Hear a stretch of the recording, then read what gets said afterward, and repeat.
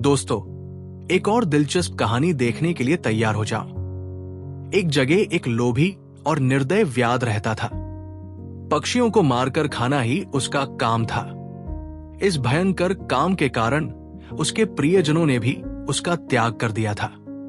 तब से वो अकेला ही हाथ में जाल और लाठी लेकर जंगलों में पक्षियों के शिकार के लिए घूमा करता था।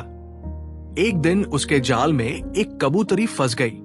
उसे लेकर जब वो अपनी कुटिया की ओर चला तो आकाश बादलों से घिर गया। मूसलधार वर्षा होने लगी। सर्दी से ठिठुरकर व्याध आश्रय की खोज करने लगा। थोड़ी दूरी पर एक पीपल का वृक्ष था।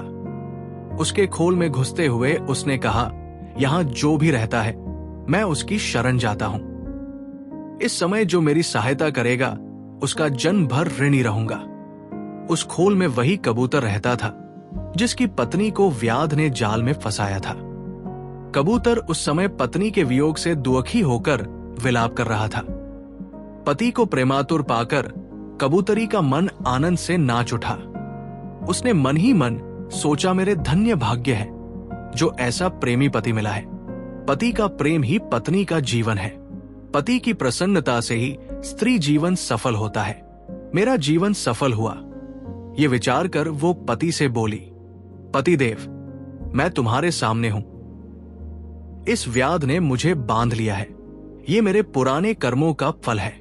हम अपने कर्म फल से ही दुख भोगते हैं। मेरे बंधन की चिंता छोड़कर तुम इस समय अपने शरणागत अतिथि की सेवा करो।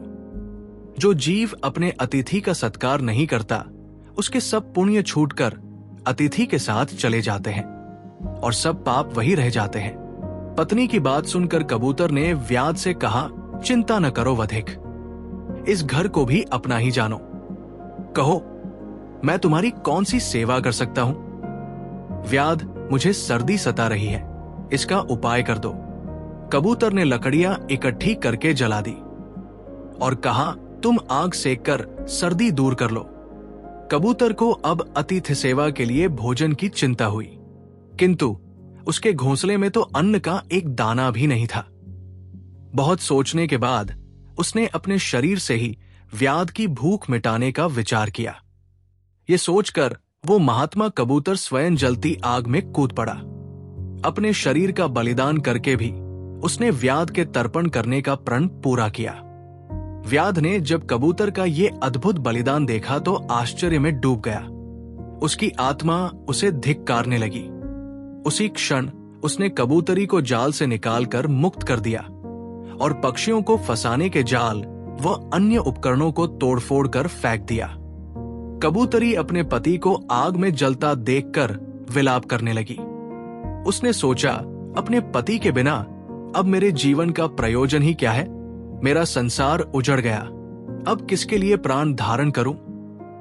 ये सोचकर वो पतिव्रत भी आग में कूद पड़ी। इन दोनों के बलिदान पर आकाश से पुष्प वर्षा हुई। व्याध ने भी उस दिन से प्राणी हिंसा छोड़ दी। दोस्तों, कहानी अच्छी लगी हो तो वीडियो को ज्यादा से ज्यादा लाइक और एक सब्सक्राइब का बटन जरूर दबा के जाना, जो आपके लिए फ्री है, पर इससे हमें बहुत मदद और मोटिवेशन मिलेगी। धन्यवाद।